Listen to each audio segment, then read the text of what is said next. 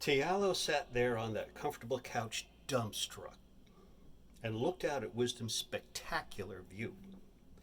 For a long time, neither one spoke, and then Wisdom said, "There is still an age yet to come, but I will not speak of that now.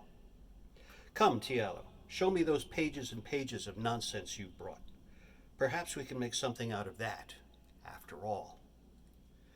Tialo reluctantly surrendered those pages and pages into Wisdom's thoughtful hands. He had learned a lot more than he ever bargained for today, and wondered if any of this would have, as Wisdom had admonished him at the very first, unintended consequences. He was unaware that he had just exercised trust for the first time. Wisdom looked them over, chuckling to herself occasionally. At last she was finished. "Not bad, little cherub. You certainly have a sense of humor." Tialo suddenly glowed with grateful amazement. She was going to help him. "Now, first of all, place," said Sophia Wisdom, crinkling her brow. "If we get that part right, everything else will just follow naturally. I know you like the idea of having him live somewhere far, far away from everybody. But southern India? If you like, Tialo, there are far more remote places on the earth where nobody lives." "Really?" said Tialo. "Where?" "The polar ice caps, for example," replied Sophia Wisdom. "Snow and ice year round. Perfect for a mythological character such as you propose. Which do you like better, South Pole or North Pole?" "North Pole," said Tialo, thinking vaguely about the North Star, Polaris, having something to do with direction and finding one's way back home. "There we go," said Wisdom enthusiastically. "Next, lose that hat. A broad-brimmed hat is for the sun in warmer climates. This fellow has got to be warm and fuzzy now." Bit by bit, Wisdom methodically went through Tialo's pages, tweaking them into shape, saying things like 10 feet tall. How are children going to find that approachable? Make him of average height and build. No, wait. Make him heavy-set. He's softer that way. There goes skinny as a fence post, thought Tialo, but he trusted in Wisdom's guidance. "Now," said Wisdom at one point, "I know you like the idea of having him flying around on a magic carpet and all that influence from India, but he lives at the North Pole now. With all that snow and ice, a sleigh is more appropriate, don't you think?" Tialo could see there was no stopping her now, and since he was getting far more than he ever hoped for, he said, "There we go," with genuine glee. "Up there at the North Pole, there are no oxen or horses or donkeys to draw such a thing," she reasoned. "We'll have to think of something else." "How about reindeer?" posed Wisdom. "Reindeer?" said Tialo. "What are they?" "Well, they are a sort of a cross between a moose and a deer, with antlers. They live up there in ice and snow. Besides, this whole thing is mythological anyway, no matter which way you slice it or dice it. We can make them fly easily enough, Tialo." "How's that?" Inwardly, Tialo was jumping somersaults. "That's terrific," he said, laughing. "Good," said Wisdom.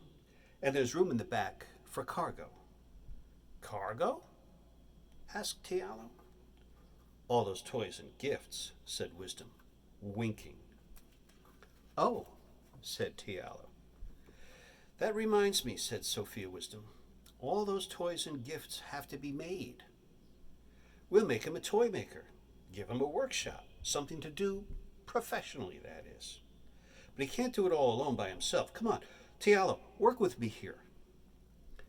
"How about angels, like what we have here?" asked Tialo. "Well, that's a bit much, Tialo," said Wisdom. "But you've got the right idea there. Since all this is ever going to be, anyway, is a scaled-down miniature of heaven. Let's see. We could use elves, perhaps." "Elves?" said Tialo. "You mean those mischievous little spirits? They cause trouble enough."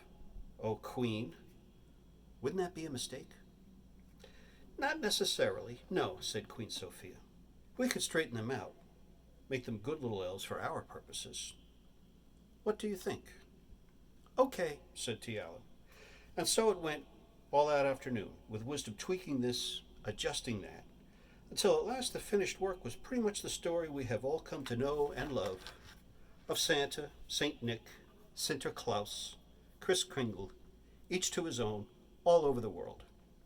Tialo insisted that there should be a real pole stuck in the ice and snow up there, with a sign that says North Pole, and Wisdom agreed to that, even though she thought to herself, that's ridiculous. But in hindsight, it was a nice touch. The following day, Wisdom herself approached the throne of God with the whole kit and caboodle. When he read it, the Almighty laughed out loud, ho, ho, ho, and the thunder rumbled down below on earth. So it's a go then, asked Wisdom slyly, little Tialo standing cautiously beside her. I don't see why not, replied the Ancient of Days. And so angels were dispatched to whisper the message throughout the world, and that's pretty much the way it went. Little Tialo the cherub received a plaque for it, which he proudly hung on the wall of his tiny home up there in heaven. It reads, quote, To Tialo Tiene Titanius, unquote, which is translated, of the father of Titans, smallest, quote, for meritorious service, unquote. Sophia Wisdom returned to her throne, somewhat backed up with her appointments, but for her, that is normal. Eventually, storytellers all over the world got a hold of it and added their embellishments. Hollywood still pumps out movie after movie about it, but they can never come as close to the point of it as when a real person tells to a wide-eyed child on Christmas Eve. And to my knowledge, in all the centuries ever since, no evil has ever come of it. The end.